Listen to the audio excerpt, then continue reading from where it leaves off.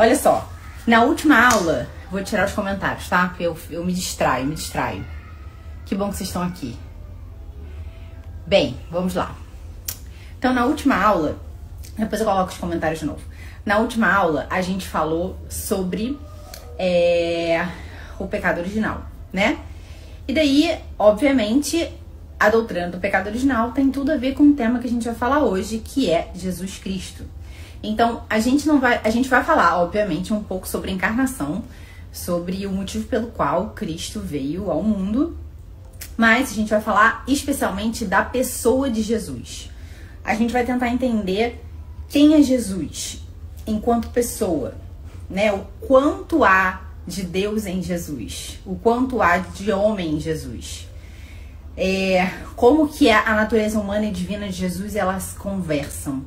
Isso faz a gente entender muitas coisas da doutrina católica, faz a gente entender muitas coisas porque a gente não acredita em outras profissões de fé, tá?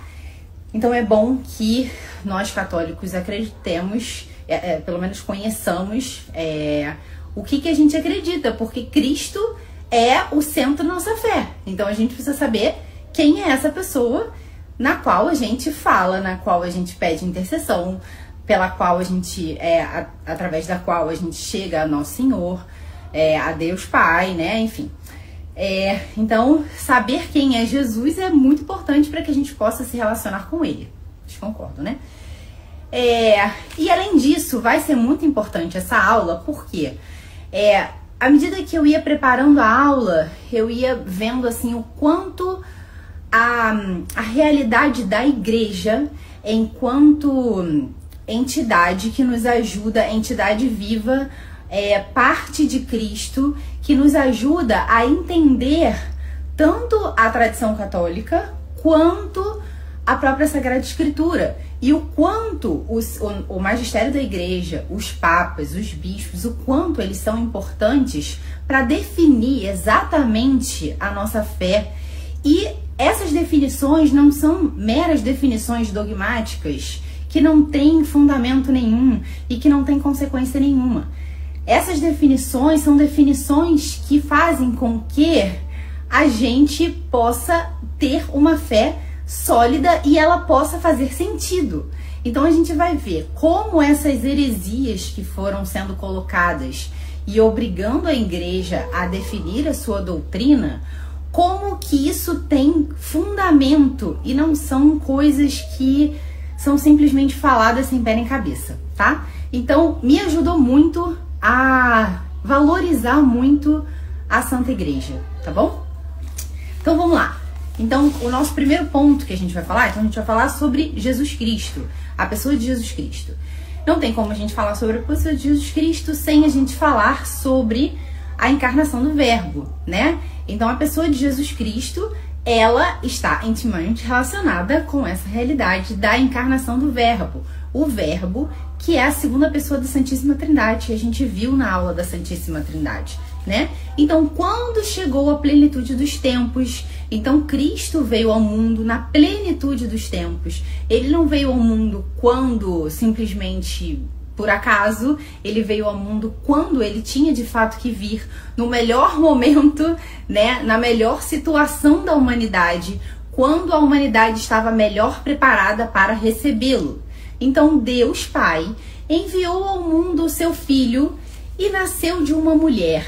Então a gente vai ver o quanto isso é importante e o quanto a realidade de Nossa Senhora é importante para a gente entender o próprio Cristo, tá bom? Então, Deus enviou ao mundo o seu Filho, nascido de mulher, e ele enviou ao mundo o seu Filho por nós homens e para a nossa salvação, né? Então, ele desceu do céu, a gente fala isso no credo, né?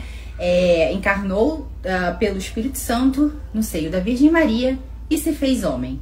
Então, a gente sabe que Deus, que é ao mesmo tempo uno e ao mesmo tempo trino, ele é um só Deus, mas Pai, Filho e Espírito Santo, a segunda pessoa da Santíssima Trindade, que é Deus Filho, ele se encarnou, ele fez-se homem através do seio da Virgem Maria, do seio de Nossa Senhora. Ele veio ao mundo como todos os seres humanos vêm ao mundo.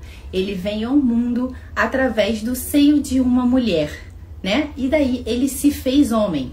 Então Deus, que habitava em luz inacessível, ele, a segunda pessoa da Santíssima Trindade, se encarnou e se fez homem, né? Então, por que o Verbo, a segunda pessoa da Santíssima Trindade, se encarnou? Por que ele se fez carne? Por que ele se fez homem, né? Então, por 4 motivos principais. Para nos salvar, para que a gente para que nós pudéssemos nos reconciliarmos com Deus. Então, quem assistiu à última aula conseguiu ver que depois do pecado original, a gente deixou de ter essa amizade com Deus, a gente continuou com a nossa natureza humana, porém, a nossa natureza divina, o relacionamento com a natureza divina, ele deixou de ser possível. Então, a gente foi expulso do paraíso, a gente perdeu a amizade com Deus e a gente perdeu o dom sobrenatural, os nossos dons préternaturais e o dom sobrenatural de podermos nos relacionarmos com Deus, de podermos nos relacionarmos com Ele, certo? Então, para que essa reconciliação com Deus fosse feita, era necessário que o Verbo, Deus, se fizesse carne. Então, era necessário que Deus pensou assim, que ele se encarnasse e se fizesse homem para que essa dívida que a humanidade contraiu para com Deus, para que ela fosse paga. E ela foi paga na cruz, tudo bem? Só que a salvação não para aí. Não para simplesmente no pagamento dessa dívida, tá bom? Então, primeiro, salvar-nos para nos reconciliarmos com Deus. Ponto 2, para que a gente conhecesse o amor de Deus. Então, a humanidade não imaginava, antes da encarnação do Verbo, antes da gente conhecer o coração de Cristo, antes da gente conhecer a capacidade de Deus de nos amar, do que Deus seria capaz de fazer para que a gente pudesse para que nós pudéssemos nos relacionarmos com Ele, dele mesmo, pessoa divina, morrer na cruz. Então, a gente não suspeitava de tão grande amor, né? A humanidade suspeitava do amor de Deus pelo Antigo Testamento, mas através da Boa Nova, da vinda de Cristo, a gente foi capaz de tocar num amor divino que a gente não era capaz de perceber. E é esse tipo de amor, né? É entender o que é o amor verdadeiramente que faz com que nós, seres humanos, sejamos capazes de amar de uma maneira diferente, né? Então, a maneira de amar do ser humano passou a ser a maneira modelo de amar, passou a ser essa maneira de amar de Cristo. Então, a gente pôde perceber que isso é que é amar. Amar não é, de fato, tentar me proteger, tentar me manter íntegra e viva, no sentido de me salvaguardar de todas as coisas. Pelo contrário, amar, a gente passou, quando viu Cristo morrendo na cruz, a gente pôde perceber que amar de fato era uma doação total, um aniquilar-se totalmente por amor ao outro. Ninguém tem maior amor do que aquele que dá a vida pelos seus amigos. Então a gente pôde... Bem, isso é amor de verdade.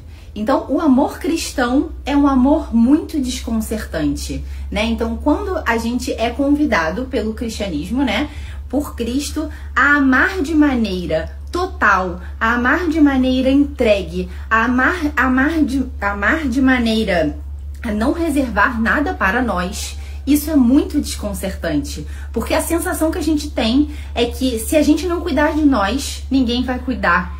De que se eu me doar completamente, se eu me colocar como um tapete para que os outros pisem macio, se eu fazer da minha vida uma vida através da qual a vida das pessoas vai ser mais leve, menos dolorida, menos sofrida, mais alegre, mais feliz, mais leve, a gente tem a sensação de que se a gente faz isso, a gente morre, na verdade, e a gente perde a nossa felicidade. E aí Cristo, ao morrer na cruz e ao trazer os seus ensinamentos, ele vem dizer que não. Ele vem dizer que quem perder a sua vida, aí sim vai se salvar. Aí sim vai salvar a própria vida, né? Então, esse amor maternal, esse amor paternal de Deus, esse amor que ele nos convida a ter para com todas as pessoas, esse amar os nossos inimigos, né? Esse dar a outra face, isso é muito desconcertante. Então, conhecer o amor de Deus nessa plenitude só foi possível através da encarnação. Então eu falei, número 1, salvar-nos e reconciliar-nos com Deus. Número 2, para que a gente pudesse conhecer o amor de Deus. Número 3, para que ele fosse o nosso modelo de santidade. Então, quando Cristo, ele encarna, quando ele se faz carne, quando a segunda pessoa da Santíssima Trindade, ela se faz carne, ela revela ao homem o próprio homem. Cristo, ele revela o projeto do homem para ele mesmo. O que é ser um homem santo, o que é ser um homem realizado, o que é ser um homem feliz, né? A gente vai falar sobre isso nas próximas aulas, né? E o quarto ponto, para que a gente pudesse nos tornar, para que não nós nos tornássemos, mas para que Cristo permitisse que a gente se tornasse participante da natureza divina. Então, como eu falei, a graça de Deus, a graça sobrenatural, ela é uma reconciliação com Deus, mas ela é mais do que isso. Ela é um devolver a possibilidade de participarmos dessa natureza divina, desse relacionamento íntimo da Santíssima Trindade, da gente participar da sua bondade, da sua beleza, da sua verdade, né? Então a graça, ela é ao mesmo tempo sanante, ou seja, ela cura-nos dos nossos pecados, e ao mesmo tempo ela é levante, ou seja, ela nos eleva acima da nossa natureza. Então a salvação de Cristo não é apenas livrar-nos dos nossos pecados, ela é muito mais do que isso, né? Então o que a gente ganhou com a salvação é muito mais do que a gente perdeu com o pecado, né? A gente pôde ser enxertado na natureza divina, no relacionamento da Santíssima Trindade, porque a gente passou a ser filho adotivo de Deus. A gente passou a ser revestido da graça de Cristo, do próprio Cristo, e a gente pode participar dessa relação de amor que há na Santíssima Trindade, né? Então, Cristo, ele não veio só para quitar a nossa dívida, ele veio para nos elevar, para que a gente pudesse ser como deuses, né? Então, aquilo que foi a tentação de Adão e que Adão desejou e tentou alcançar através da sua desobediência, a gente alcançou através da obediência de Cristo, quando ele se fez carne e ele se fez homem e morreu na cruz, né? Ele foi obediente até a morte e morte de cruz, né? Então, em Jesus, o abismo que há entre Deus e o homem, ele deixa de existir. Então, em Jesus é o que a gente vai ver. Acontece a união hipostática entre a natureza divina e a natureza humana, entre Deus e os homens. Então, de fato, o Verbo, aquele que estava em luz inacessível, ele se fez carne. Ele se abaixou para que a gente pudesse viver nele e viver com ele, né?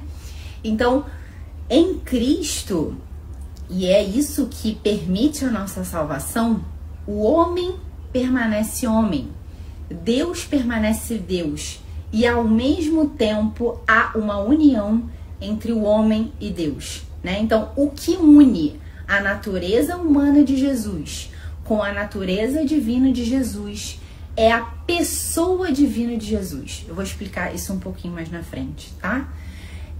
Então, é importante que a gente entenda que Cristo morreu na cruz para a nossa salvação. No entanto, nenhum de nós tem certeza, e essa é a fé católica, nenhum de nós tem certeza da nossa própria salvação.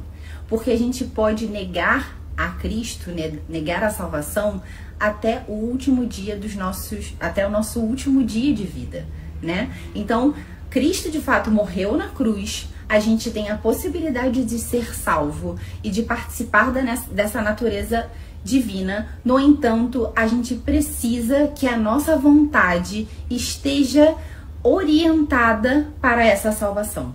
Então, a salvação, ela não perpassa a minha própria vontade, a minha vontade humana, né? Então, ninguém entra no céu se estiver manchado. É necessário a gente purgar os nossos pecados, é necessário a gente lavar a nossa alma. Sem dúvida que a nossa alma está lavada pelo sangue do Cordeiro. No entanto, a mancha do pecado, dos nossos pecados pessoais, ela se mantém na nossa alma e é necessário a gente purgar isso, tanto em vida ou então, a gente vai falar um pouco mais pra frente, a fé católica acredita no purgatório, onde acontecerá a limpeza dessa alma para que a gente possa de fato nos relacionarmos com Deus, porque não é possível a gente se relacionar com Deus onde há de fato pecado. Então a gente só entra no céu se a gente não tiver mancha, né? Então não é todo mundo que morre que vai para o céu, pelo contrário, a porta é estreita, é necessário de fato a gente se esforçar, purgar os nossos pecados, aceitar a salvação de Cristo,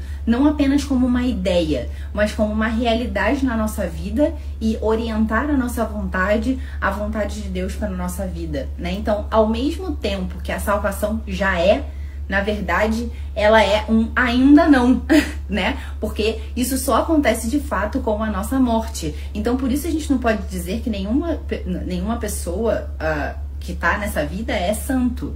Então, a igreja, ela nem leva em consideração no processo de canonização os eventuais milagres que uma pessoa que tinha fama de santidade fez em vida, mas só após a morte, porque a gente só é santo depois que a gente morre, né? Então, não significa que uma vez que a gente conhece a fé, não significa que a gente seja salvo. A gente precisa conhecer a fé e a gente precisa viver essa fé em nós. A gente precisa ser perfeitos como Deus é perfeito para que a gente possa viver como São Paulo diz, né? Não sou eu quem vivo, agora é Cristo que vive em mim. Ou seja, a minha inteligência, a minha vontade, os meus afetos, tudo está orientado para Deus. Tudo é vontade de Deus. Eu consigo amar a Deus com todo o meu coração, com toda a minha alma, com todo o meu entendimento. Daí você fala, Summer, isso que você está falando é uma coisa muito difícil. Muito difícil, porque como você mesmo falou, a nossa natureza, ela é uma natureza decaída. Então a minha vontade está debilitada, a minha inteligência também, os meus afetos também, eles estão desordenados. Como é que eu vou fazer isso? Então é por isso que existe a graça de Deus. E a gente é capaz de alcançar a graça de Deus através das graças atuais, estando em estado de graça e recebendo os santos sacramentos, tá bem? Então, os anjos e a Virgem Maria, eles também foram salvos por Cristo, porque eles foram introduzidos na natureza divina através da vida de Cristo, tá? Então, Jesus é o único filho verdadeiramente por natureza. Então, a gente diz que a gente é filho de Deus, a gente diz que a gente é filho de Deus adotivo, porque nós temos natureza humana, e apenas humana, a gente não tem natureza divina. A participação da natureza divina, ela nos é dada por graça, através da graça santificante que a gente recebe no batismo, na comunhão, que a gente recebe na confissão e através dos outros sacramentos, né? Que a gente vai crescendo em graça santificante. Só que Deus, Jesus, né? Jesus Cristo, segunda pessoa da Santíssima Trindade, ele é filho de fato. Ele tem natureza divina, né? Nós somos filhos por graça, né? Então a gente é enxertado de fato nessa natureza divina. Então, Cristo, como eu disse, ele vem ao mundo na plenitude dos tempos, cumprindo a promessa que Deus fez a Adão e Eva ao serem expulsos do paraíso, né? Então, Deus fala, porém, inimizade entre ti e a mulher, entre a tua descendência e a dela. esta te ferirá a cabeça e tu lhe ferirás o calcanhar. Então, essa passagem, ela é chamada de proto-evangelho, ou seja, ele é o primeiro anúncio que se dá à boa nova da salvação, né?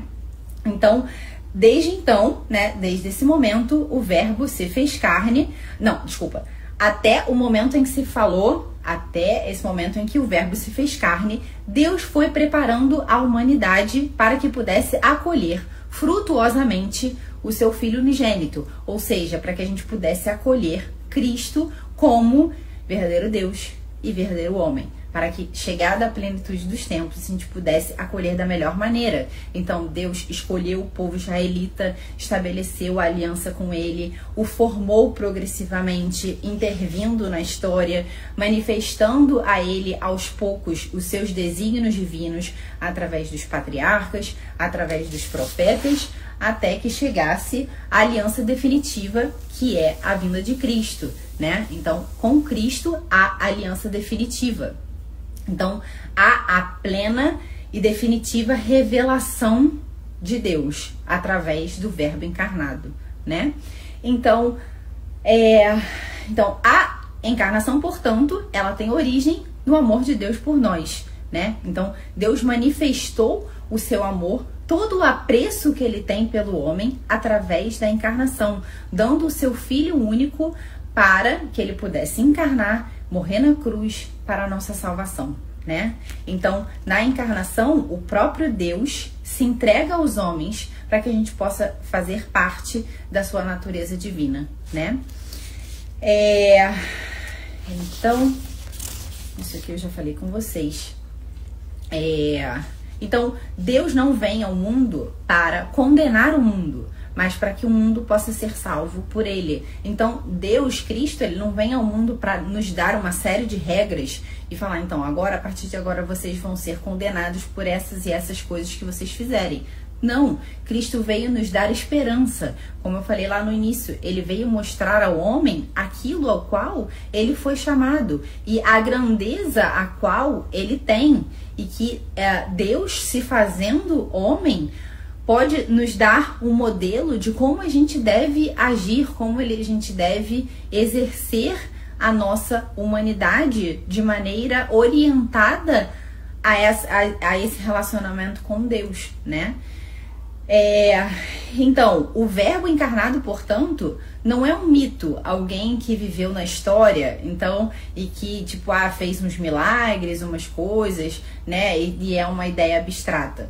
Não, de fato, o Verbo se fez carne, Cristo de fato viveu, Cristo de fato é um ser histórico, e as coisas que ele fez na história, na sua humanidade, na vida da humanidade, de fato aconteceram. Não são coisas que são da cabeça das pessoas para que a gente pudesse imaginar como seria Deus. Não, de fato, Deus se fez carne, né? Então agora a gente vai falar um pouco sobre Cristo, de fato, né? Cristo que é verdadeiro Deus e Cristo que é verdadeiro homem. Aí vão entrar as histórias das heresias, que vão nos ajudar a entender tanto essa questão que eu falei, de como a presença do magistério da igreja e dos concílios são importantes para que a gente possa entender a nossa própria salvação, né? Então, a encarnação é um mistério admirável da união da natureza divina com a natureza humana na única pessoa divina de Cristo. Então, quando Deus se encarna e se faz homem,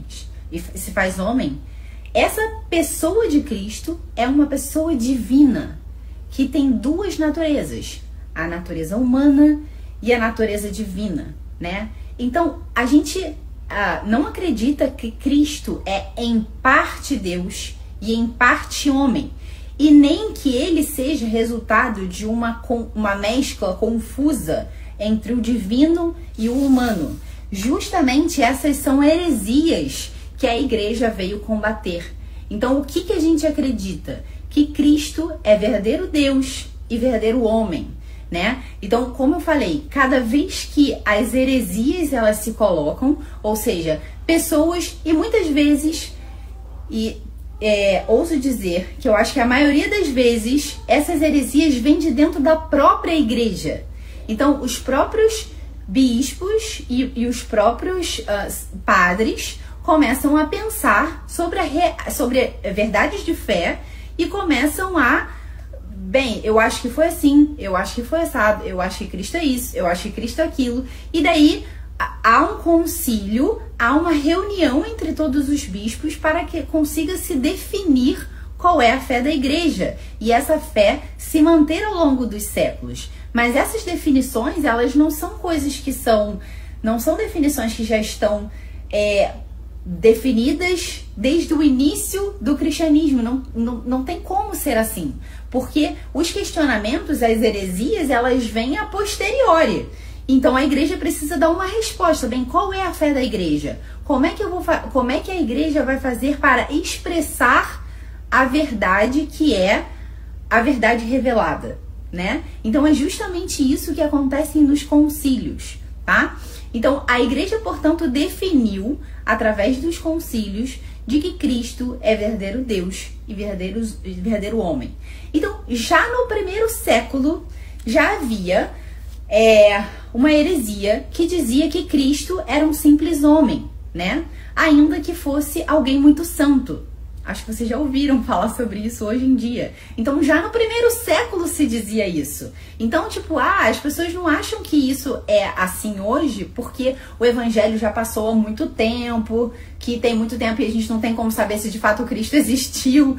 Não, essas pessoas era século primeiro, elas sabiam da existência de Cristo, elas estavam convivendo com pessoas que conviveram com Cristo, e essas heresias, esses primeiros questionamentos já começaram a aparecer, que Cristo seria um simples homem, né? Ainda que fosse muito santo. No século II surgiu uma heresia chamada adocionismo, que vem de adotado, né? De que Cristo seria um filho adotivo de Deus, ou seja, que Jesus seria apenas um homem em quem habitava a força de Deus, né? Então isso era uma heresia, né? Então essas heresias foram condenadas no ano de 190.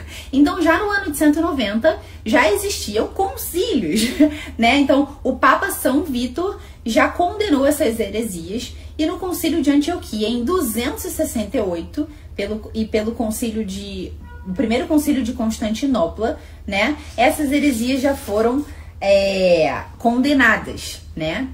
Depois teve uma heresia chamada a heresia ariana, né?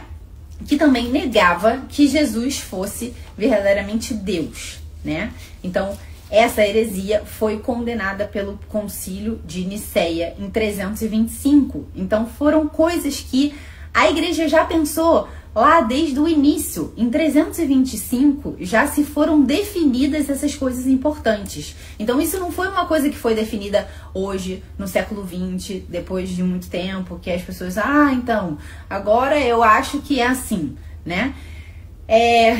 Então, existia uma outra heresia chamada docetismo, que nessa heresia se negava a realidade do corpo e da alma de Cristo, como se a presença de Cristo no mundo fosse um corpo, na verdade, um corpo celeste, né? Ou que o seu corpo era puramente aparente, né? Isso era aparência, na verdade, e que na verdade não era um corpo verdadeiramente, né? Então, já São João, no Evangelho de São João, ele já falava contra essa heresia, né? Então ele fala: muitos sedutores têm saído pelo mundo afora, os quais não proclamam Jesus Cristo que se encarnou. Então ele falava: olha, Cristo se encarnou sim. Por isso ele fala no Evangelho: e o verbo se fez carne. Então, porque já existiam essas heresias, ele já viu a importância dele escrever isso no próprio Evangelho, né? Então, a gente falou então de 3 heresias. O docetismo, onde Jesus não seria completamente homem, ou seja, ele não teria um corpo. O adocionismo, onde Deus se faz verdadeiramente homem, não se faz verdadeiramente homem, desculpa, ele só adotou uma humanidade. E o arianismo, onde Jesus seria apenas em parte Deus, né? Existiu uma outra pessoa chamada Apolinário, que negava que Cristo tivesse uma alma verdadeiramente humana, né? E daí a gente vai ver um pouco sobre isso, que de fato Cristo tinha uma alma verdadeiramente humana.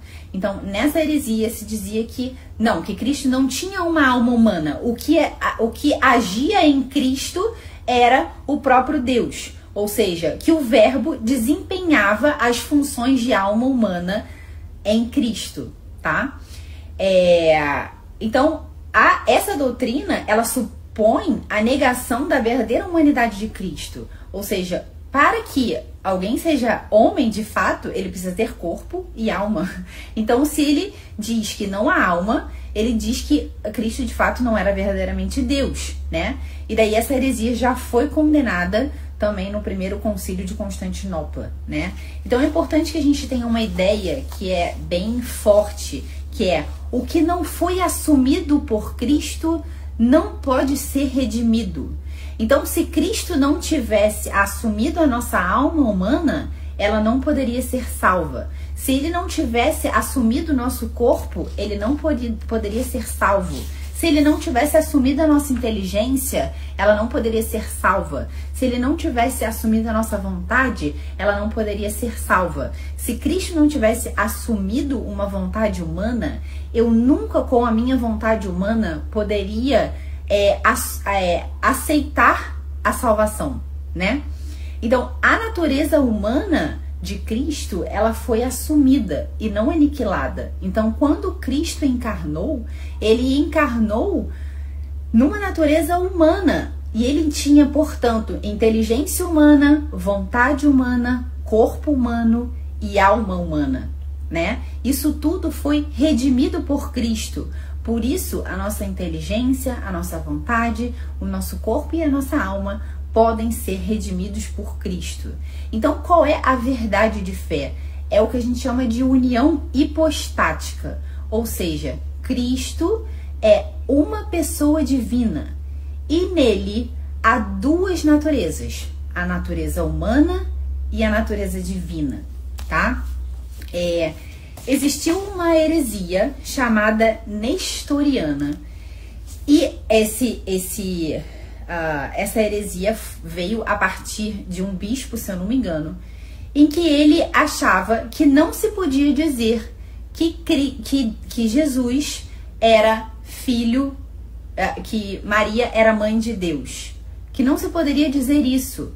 Por que não poderia se dizer isso? Poderia se dizer apenas que Maria era mãe de Cristo, que Maria era mãe da humanidade de Cristo, que ela não poderia ser mãe da divindade de Cristo, né? Que ela poderia ter dado luz ao Cristo enquanto homem, mas ela não poderia ter dado luz ao Cristo enquanto Deus.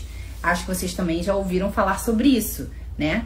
E daí, por que isso não é assim? E por que essa heresia foi combatida, né? Isso não era simplesmente uma coisa que... a gente está aqui falando sobre a Virgem Maria, sobre Nossa Senhora, sobre Maria, Mãe de Deus, e que não tem nada a ver com Cristo. Tem tudo a ver, porque faz diferença. Porque se Maria é mãe de Cristo apenas, a gente está dizendo com essa afirmação que em Cristo há duas pessoas. Uma pessoa que é humana e uma pessoa que é divina. Se a gente diz que Maria é mãe de Deus, a gente diz que em Cristo há apenas uma pessoa, que é a pessoa humana, com duas naturezas, natureza humana e natureza divina, né? E o que...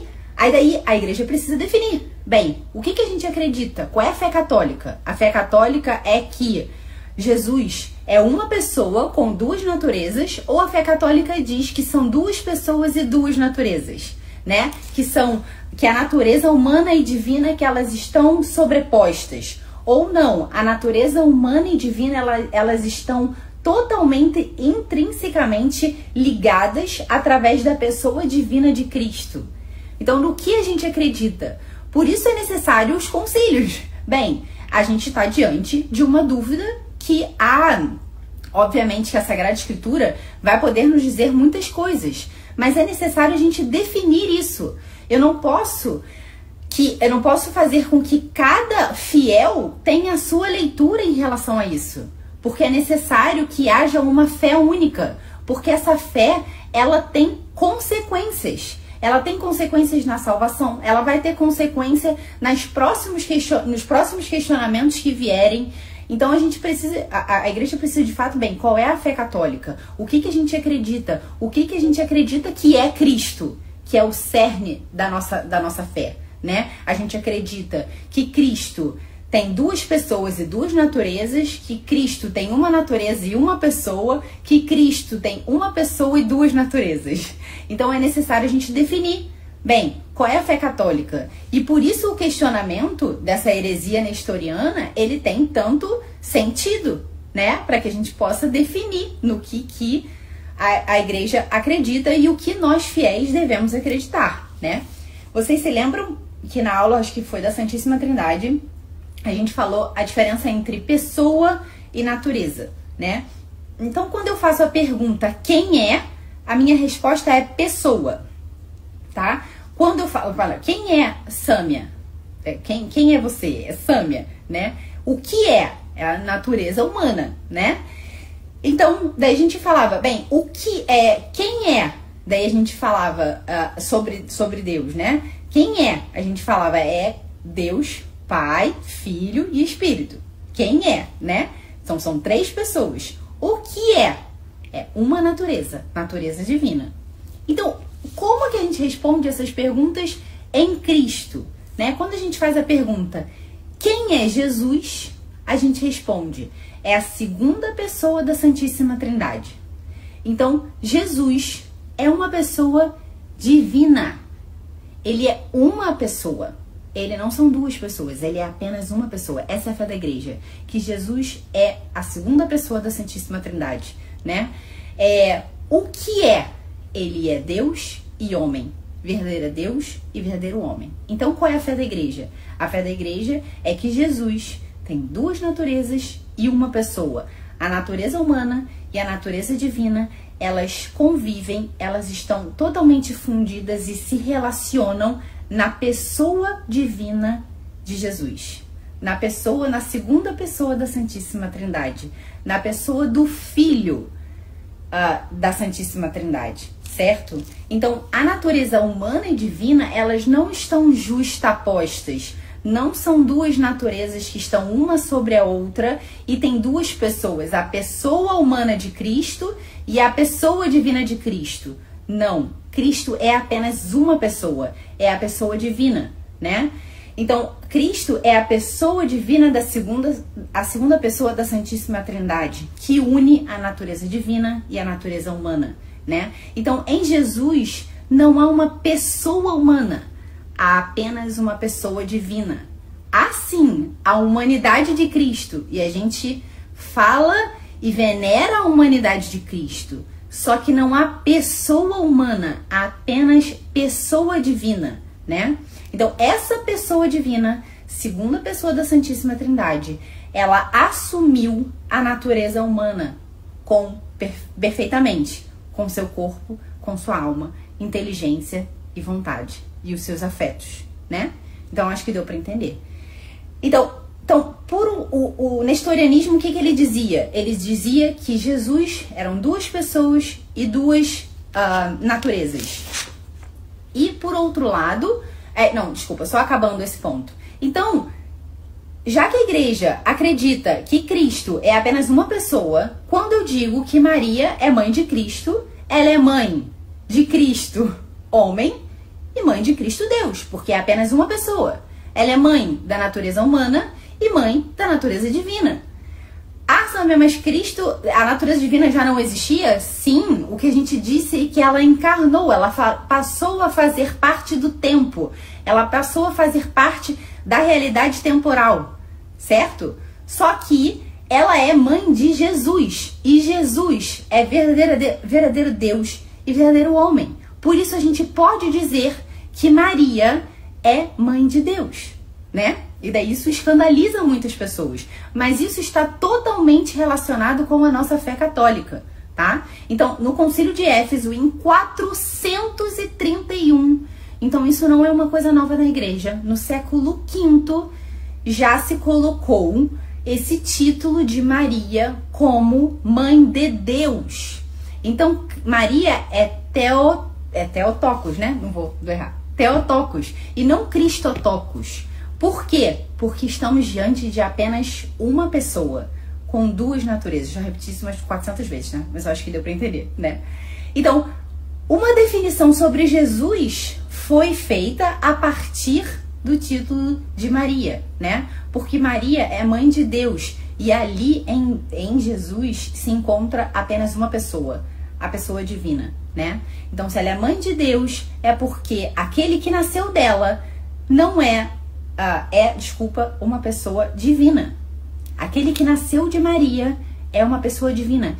Quem nasceu de Maria é uma pessoa divina com duas naturezas. Então Maria não deu à luz apenas a humanidade de Cristo. Ela deu à luz a uma pessoa. E essa pessoa tem a natureza divina e a natureza humana, tá? Se há separação, a gente tem problema com a nossa salvação. Em Cristo, como eu falei, em Cristo há a união entre Deus e o homem. Então, o abismo que havia entre Deus e o homem se desfez em Cristo. Há a união perfeita entre a natureza humana e a natureza divina, né? Então, para que a gente possa ser salvo, é necessário que a natureza humana esteja unida à natureza divina de Cristo. E por isso a gente pôde ser salvo, né? Então, é isto.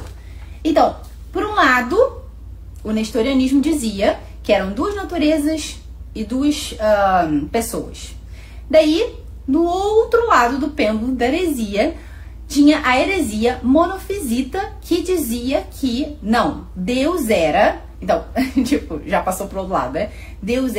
Jesus era uma pessoa e uma natureza. Como se a natureza humana e divina se fundissem de determinada maneira que não se pudesse mais definir a diferença entre a natureza divina e a natureza humana, e como se a natureza divina tivesse fagocitado a natureza humana de Cristo, né?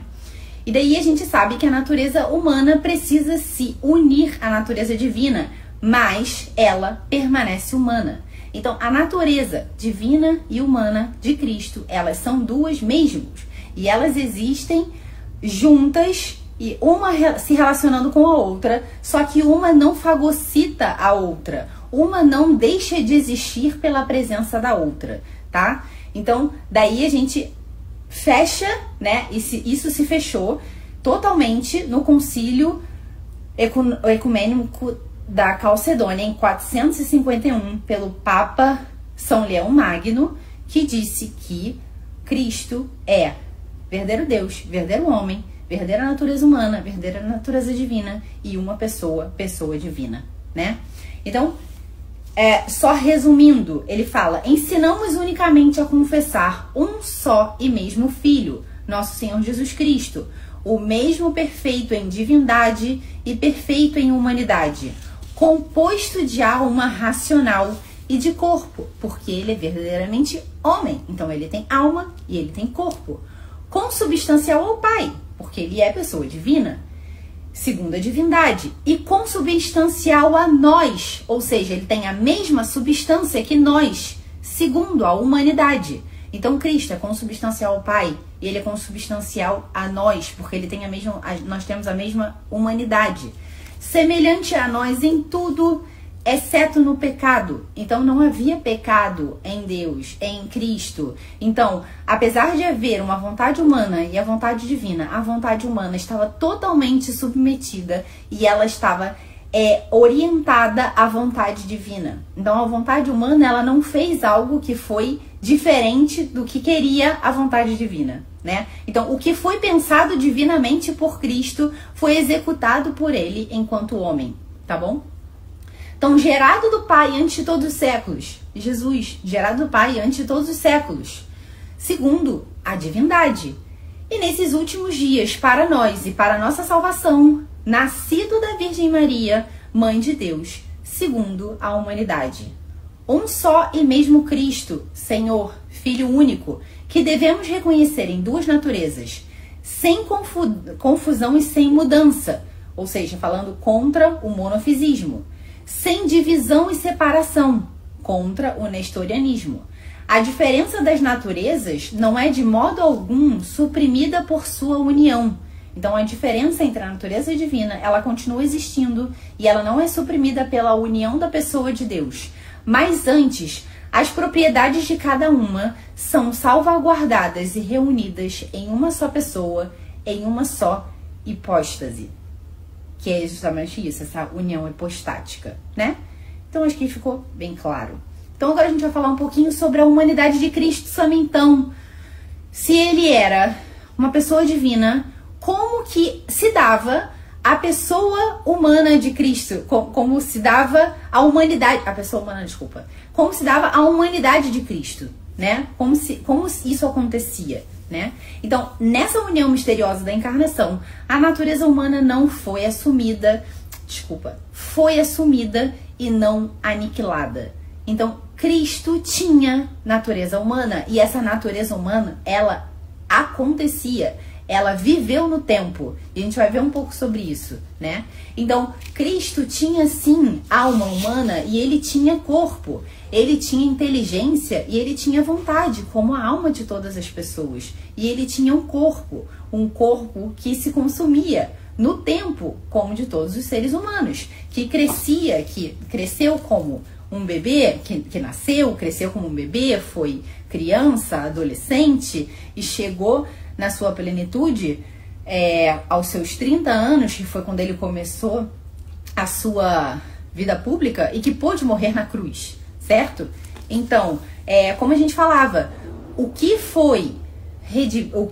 não foi assumido não pode ser redimido. Então, tudo que Cristo assumiu, era possível que ele redimisse. Então, ele assumiu a nosso corpo, a nossa alma, a nossa inteligência, a nossa vontade, os nossos afetos. Cristo assumiu tudo isso. E é por isso que a gente pode tentar ter a vida como Cristo nos orienta. Porque a graça de Deus, ela vai agir na nossa humanidade como ela agiu na humanidade de Cristo, porque nós somos filhos adotivos de Cristo e podemos ser revestidos desse próprio Cristo e a gente pode orientar a nossa vontade, a nossa inteligência, os nossos afetos aos planos divinos, de fato, para a nossa humanidade, né? Então, a gente vai falar um pouco sobre isso, né? Então, quando a gente olha para Cristo, Jesus, ele é um na Trindade, né? Então, quando a gente olha para Jesus, a gente passa a saber como é uma pessoa na Trindade, porque ele é a Trindade. Então, a gente passa a saber como de fato é a Trindade, e ele de fato veio trazer isso. Ele veio revelar a Trindade, revelar como é o próprio Deus, né? Então, o Filho de Deus, ele comunica à sua humanidade seu próprio modo de existir na Trindade, né? Então, na alma de Cristo e no corpo de Cristo, Cristo vai exprimir humanamente os modos divinos de agir na Trindade, né? Então, o Filho de Deus, ele trabalhou com mãos humanas, ele pensou com uma inteligência humana, ele agiu com vontade humana, ele amou com o coração humano. Então, Cristo nos amou com o coração de homem. Cristo trabalhou com mãos humanas, assim como nós. Cristo teve inteligência como nós temos, né? Ele teve vontade como nós temos. Ele experimentou a nossa natureza. Ele foi capaz de perceber as nossas dificuldades no mais íntimo do seu ser, né? Claro, sem o pecado, né? Então, a gente não pode dizer que Cristo não teve alma humana. Ele teve sim. Ele teve alma humana dotada de um verdadeiro conhecimento humano, né? Então, enquanto homem, ele tinha um conhecimento adquirido. Ou seja, enquanto homem, Cristo crescia em graça, ele crescia em sabedoria, né? E ele crescia em estatura. De fato, Cristo aprendeu a engatinhar, aprendeu a sentar, aprendeu a comer, aprendeu a falar. Ele aprendeu tudo isso com Maria, aprendeu tudo isso com José, aprendeu tudo isso com os seus conterrâneos. Então, Cristo, ele não nasceu sabendo falar e fingia que não sabia, né? Ele tanto é que quando ele começa a sua vida pública, os seus conterrâneos falam, ué, mas ele não era o filho de José, o carpinteiro? Bem, ele tinha uma vida tão normal. Então, ele tinha uma vida humana como nós temos. Então, a sabedoria, o conhecimento humano de Cristo, ele foi adquirido através das suas condições históricas, através da sua experiência. Ele aprendeu através dos seus pais os mandamentos, tudo que as tradições judaicas, ele aprendeu tudo isso. Ele viveu num espaço e num tempo, dentro dessa realidade de espaço e tempo, né? Ao mesmo tempo, ele tinha sim uma ciência infusa, porque ele era Deus, né? E ele tinha uma ciência própria dos bem-aventurados, que a gente vai falar um pouco sobre isso, né?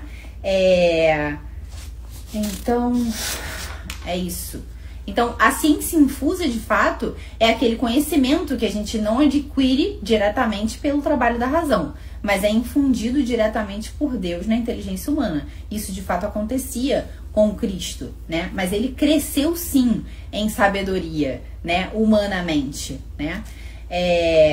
Então, Cristo mostrava os seus conhecimentos humanos, mostrava essa penetração divina dos seus conhecimentos humanos quando, por exemplo, ele conhecia os pensamentos secretos no coração dos homens. Isso não é próprio dos homens, a gente não sabe o que se passa no coração das pessoas, mas Cristo sabia o que se passava no coração das pessoas, né? Ao mesmo tempo, ele, por sua união à sabedoria divina, ele gozava de uma plenitude da ciência dos desígnios de Deus que ele quis revelar. Então, tudo o que ele precisava revelar sobre a Santíssima Trindade, sobre os desígnios de Deus, sobre as bem-aventuranças, sobre como se chegava no céu, toda a revelação, isso ele tinha plenamente. Ele tinha plenamente consciência de tudo aquilo que era a missão dele revelar, né? E essa relação com o Pai era uma relação muito íntima, né? E a gente vê muito isso nos evangelhos, né? Então,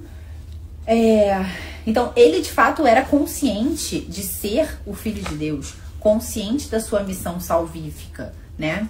Então, ele já na Terra possuía uma visão imediata de Deus, né? Então, a gente se nega que Cristo tinha a virtude da fé, que não era necessário, porque a gente só tem fé porque a gente não tem a visão beatífica de Deus. Cristo já tinha, né?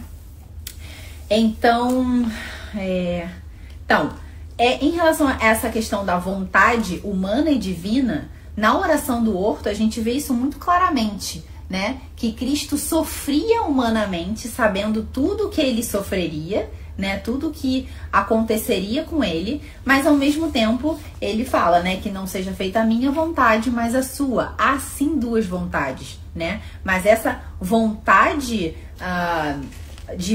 humana de Cristo, ela está totalmente entrelaçada, totalmente subjugada à vontade divina, mas é algo que é vontade de fato, né?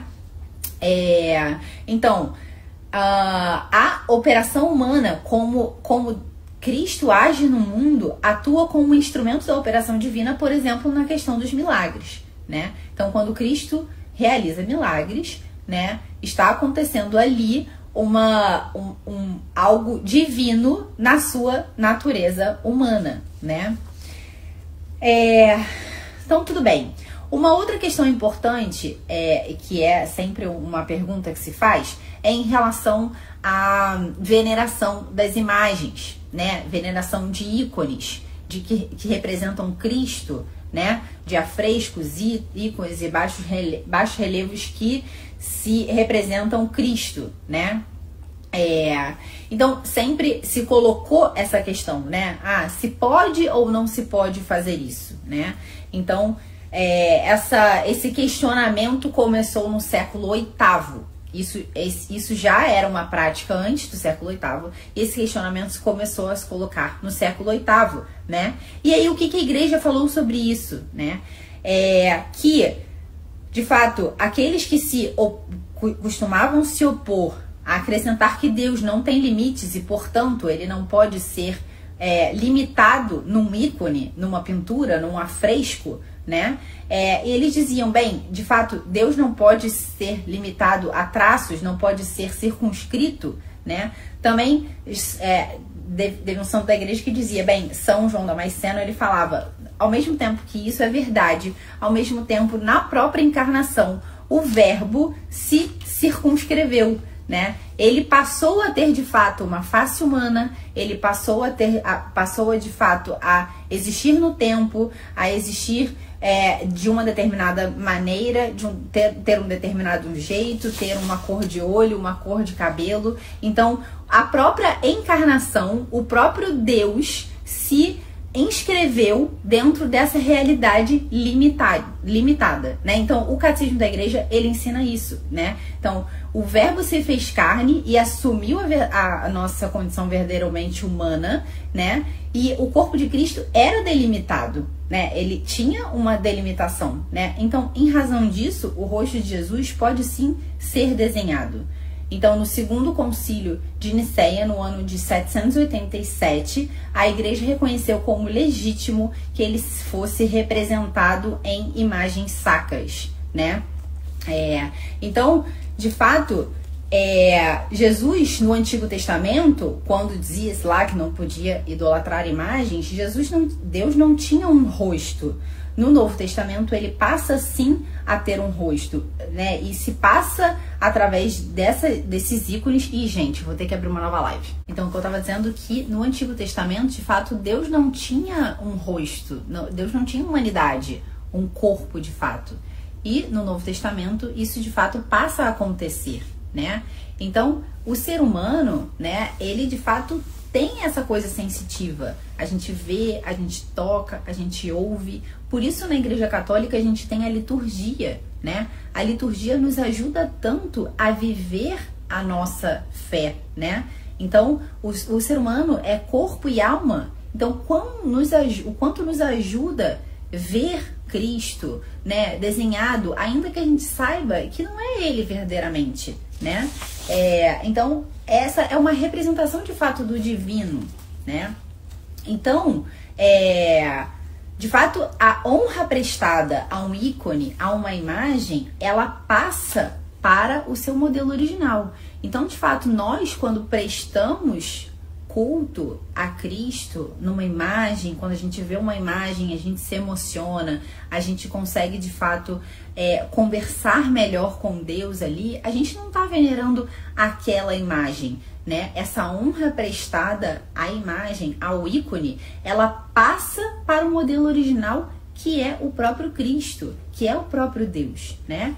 Então, além disso, a gente sabe que Cristo vive nos seus membros, que são a igreja, né? Que é o próprio Cristo, o próprio São Paulo acontece isso quando ele fala, o Cristo fala para ele, por que me persegues, né? E Paulo não estava perseguindo Cristo já tinha morrido na cruz, né? Ele já tinha ressuscitado, mas ele entende a partir dali que quando ele persegue aos cristãos, ele está perseguindo o próprio Cristo. Então, Cristo, de fato, vive em cada um dos cristãos. Então, quando a gente venera a imagem da Virgem Maria e de cada um dos santos, a gente não está venerando a Virgem Maria em si. A gente está venerando o que Deus fez naquela mulher. A gente está venerando, ao mesmo tempo, Cristo que vive naquela mulher, né? Então, é isso que acontece quando a gente adora, a gente venera essas imagens, né? Então, a gente adora a Deus presente na imagem dos seus santos, naquelas pessoas que procuraram viver tendo amando a Deus de todo o coração, de toda a alma, com todo entendimento, evitando o pecado, odiando o pecado mortal, odiando o pecado venial deliberado, fazendo da sua vida e da sua vontade, da sua inteligência e dos seus afetos totalmente orientados para a vontade de Deus, né? Então a gente consegue ver Cristo vivendo nessas pessoas e a gente venera o próprio Deus, o que a graça de Deus fez na vida dessas pessoas, e a gente venera o próprio Cristo que vive nelas, né? Não elas em si, né? Então passa a veneração de Deus, né? A adoração de Deus passa por essas pessoas, né? Pela Virgem Maria, pela vida dos santos, né? Então, é isso, tá? Eu ia falar um pouco sobre o coração de Jesus, mas eu acho que vocês já estão cansados, né? Uma aula muito grande, é muito densa essa aula, porque fala de conceitos muito pesados, muito assim, que eu acho que são muito necessários para que a gente saiba quem é, de fato, o próprio Deus, né? De fato, porque a gente fala, a gente é cristão, né? Então, o nosso nome de cristãos, né? Da gente, de fato, nos relacionarmos com Deus, daquela primeira aula que eu dei, que é, de fato, Cristo, alguém que vive, e que vive na vida dos cristãos, e que vive nos sacramentos, na liturgia, que vive na vida da igreja, a gente precisa saber quem é esse próprio Cristo, né? Quem é essa pessoa que a gente se relaciona, né? Quem é essa pessoa que a gente tanto ama e que deu a vida por nós, né? Então, é importante esses conceitos para a gente, inclusive, saber sobre a nossa fé, né? E a gente conseguir, quando alguém fala alguma coisa sobre as imagens, quando alguém fala alguma coisa sobre Maria ser mãe de Deus, quando alguém fala alguma coisa sobre o próprio Cristo, a gente entender a nossa fé, no que a gente acredita, por que Maria é mãe de Deus, né? Por que a gente fala isso, né? Será que de fato a gente sabe quem é Deus, quem é Jesus? Que Jesus de fato é uma pessoa divina, que ele tem duas naturezas, né? Então, eu vou falar sobre o coração de Cristo, mas eu falo isso em outro momento, porque eu acho que vai ficar muito cansativo, já estão todos cansados, tá bom?